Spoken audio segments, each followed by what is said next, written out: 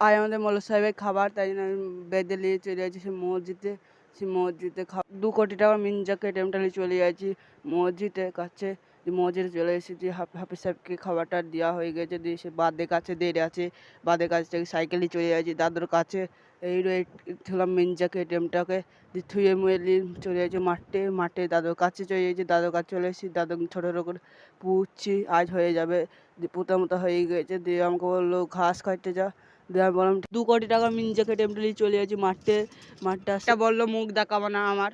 দিয়ে বাড়িতে মুখ করবে, দিয়ে আমি দেখালাম না মুখটা, দিয়ে চলে গেলাম 2 ভাই টাকা মিনজাকে এটিএমটা একটু থুই দিলাম। দিয়ে দুজনে হাইটে চলে গেলাম সেইদের বাগানে যাবো। দিয়ে বাগানে চলে এসেছি, দিয়ে ঈদের কলা গাছের কলা কাটিয়ে একটু চলে যাচ্ছি, তাই একটু বাস দিতে এসছে। দিয়ে একটু এক কাঁদি কলা পড়ে আছে, দেখছি 3টি পাক্কা কলা। দিয়ে 3টি পাকা কলা দিয়ে একটা ইকে দিয়ে দিলাম, আমি একটা খালাম, খাওয়া হয়ে গেল।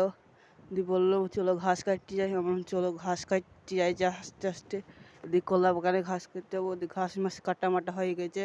দিয়ে আস্তে আস্তে বাড়ি আইছি, কাছে যেতে হবে, দাদুর কাছে চলে এসেছি। দিয়ে থাল বাটিগুলি নিয়ে চলে যাইছি, থাল বাটির কাছে সেই চলে যাইছি বাড়ি চলে যাচ্ছি, আস্তে আস্তে বাড়ি চলে যাইছি। শেষ করলাম। ভিডিওটা ভালো লাগলে একটা লাইক করে দেবেন, নিজের নামটা একটু কমেন্টে বল।